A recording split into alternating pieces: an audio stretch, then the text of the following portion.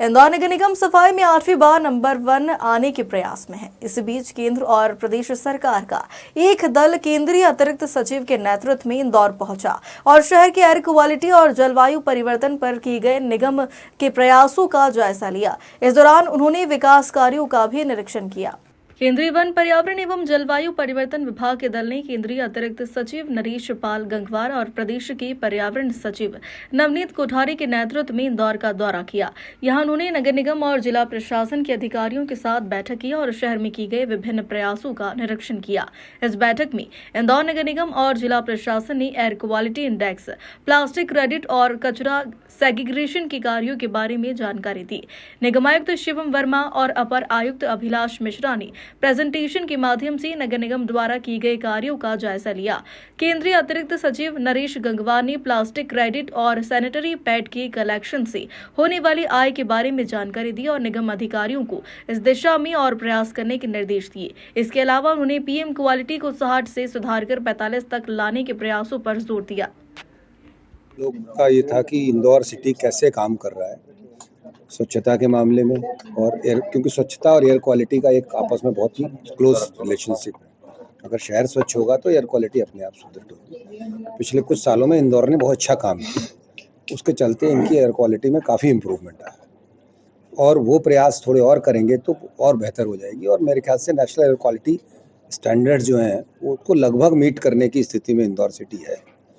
कुछ थोड़ा सा प्रयास की आवश्यकता है, जो मैंने अभी अधिकारियों से यही निवेदन किया कि आप लोगों ने बहुत अच्छे प्रयास किए हैं और थोड़ा सा आप प्रयास करेंगे तो आने वाले 1 आध साल के अंदर ही आपका ये एयर क्वालिटी स्टैंडर्ड्स मीट कर सर, अभी जो पैरामीटर्स हैं उसमें इंदौर कहाँ स्टैंड करता है, कितना पीछे है? नहीं, पीछे तो नहीं है। देखिए, वैसे तो अन्य शहरों से कंपैरिजन करें तो उनसे काफ़ी आगे है। स्वच्छता में तो आपको पता है लगातार रैंकिंग 1 है और मैंने कहा इनका और एयर क्वालिटी का संबंध है। बट एयर क्वालिटी और भी कुछ पैरामीटर्स होते हैं, उस पर निर्भर करती है। बट एयर क्वालिटी जैसे नेशनल एयर क्वालिटी स्टैंडर्ड हमारा PM10 का 60 है और PM 2.5 का 40 है, उस पे से मार्जिनली ऊपर है आज की तारीख में इंदौर शहर। वो लेकिन जैसे 60 के जैसे 75 ऐसे कुछ है PM10 में और PM क्या कहते हैं 2.5 में अराउंड 45 है, जो कि अचीवेबल है। 1 साल में ये कम हो सकता है और उसके लिए अधिकारी लोग प्रयास भी कर रहे हैं। ये मैं डेटा बता रहा हूँ पिछले साल का, तो हो सकता है इस साल का जब डेटा आएगा तो हो सकता है आप स्टैंडर्ड अचीव भी कर चुके हो। वो मैं जब डेटा कंपाइल होगा उसके बाद पता चलेगा।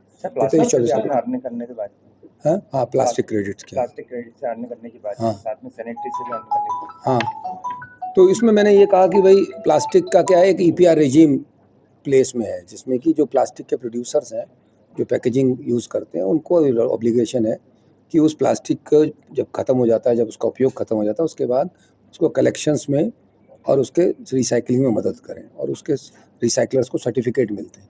उसके आधार पे वो प्लास्टिक के सर्टिफिकेट PIBS को खरीदने होते हैं।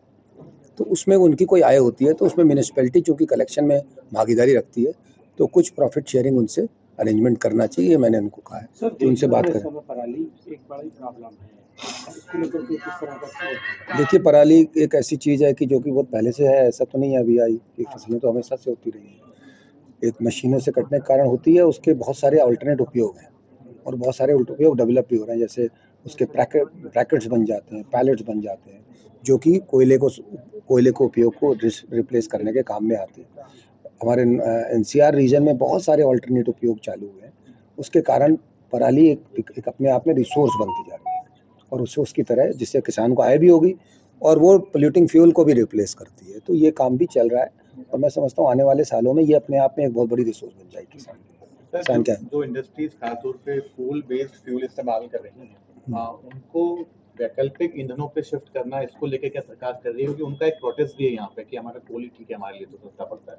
नहीं, वो तो सही है। देखिए, ये तो सब लोकल कंडीशंस के हिसाब से तय होता है, इसमें कोई नेशनल पॉलिसी नहीं है। किस सेक्टर का पोल्यूशन में कितना कंट्रीब्यूशन है, उसके आधार पे लोकल लेवल पे जो गवर्निंग इंस्टीट्यूशंस हैं वो तय करते हैं कि हमें किस सेक्टर को पहले टारगेट करना है। इस तरह से हमारे यहाँ से ये है कि जितना संभव हो धीरे धीरे करके अपने को क्लीनर फ्यूल्स पे जाना चाहिए। सर, कार्बन क्रेडिट जो है इसको लेकर बड़ा वो है इस समय इंदौर हो चाहे दूसरे शहर हो, सभी लोग चाहते हैं कि कार्बन क्रेडिट की तरफ बढ़े, तो इसको लेकर किस तरह की? देखिए, इसमें मिनिस्ट्री ऑफ पावर इस पे काम कर रही है, पर एक नेशनल कार्बन मार्केट की स्थापना की जा रही है उसके तहत फिर प्रोजेक्ट्स को कार्बन क्रेडिट्स मिल सके। सर क्या एक कोई एक्सचेंज बनने वाला है देश में कार्बन क्रेडिट? मैंने कहा ना, नेशनल कार्बन मार्केट की स्थापना मिनिस्ट्री पावर के माध्यम से हो रहा है। आई थिंक पिछले से पिछले बजट में उसके ऊपर अनाउंसमेंट था, उस पर कार्रवाई चल रही है। जब वो स्थापित हो जाएगा तो कार्बन क्रेडिट्स वहाँ से लिए जा सकते हैं। सर ई व्हीकल्स को लेकर देश में क्या स्थिति आप देखते हैं जो प्रदूषण कम करने में प्रमुख भूमिका निभा सकते हैं? देखिए, इसमें अब पीएम ई बस सेवा करके एक योजना है। इंदौर शहर को उसमें 130 बसें मिली हैं। सारे बड़े बड़े शहरों को उसमें बसों का किया जा रहा है। तो ग्रेजुअली इलेक्ट्रिक मोबिलिटी भी धीरे धीरे करके किक इन कर रही है, बट उससे बहुत सारे जुड़े हुए मुद्दे हैं, जैसे उसका इंफ्रास्ट्रक्चर के इशूज़ हैं। वो सारे इशूज़ पे समन्वित रूप से प्रयास सारी एजेंसियाँ कर रही हैं, तो धीरे धीरे करके उसका पेनिट्रेशन बढ़ेगा। प्रोजेक्ट को लेके जो पॉलिसीज जो बनती है देश में, जैसे प्रोजेक्ट अगर कहीं ग्रीनरी है, उसके बाद कोई प्रोजेक्ट आता है, उसमें कई सारे पेड़ कटते हैं, तो इसको लेकर क्या कि भाई वो पेड़ बचाएं और प्रोजेक्ट की पॉलिसी ऐसी हो कि पेड़ बचें? देखिए, इसमें तो एक सुविधा का संतुलन होता है ना। तो विकास और इन पर्यावरण में एक समन्वय स्थापित करने की कोशिश की जाती है, ताकि दोनों अपनी तरह से कोएग्जिस्ट कर सकें और साथ साथ चलें।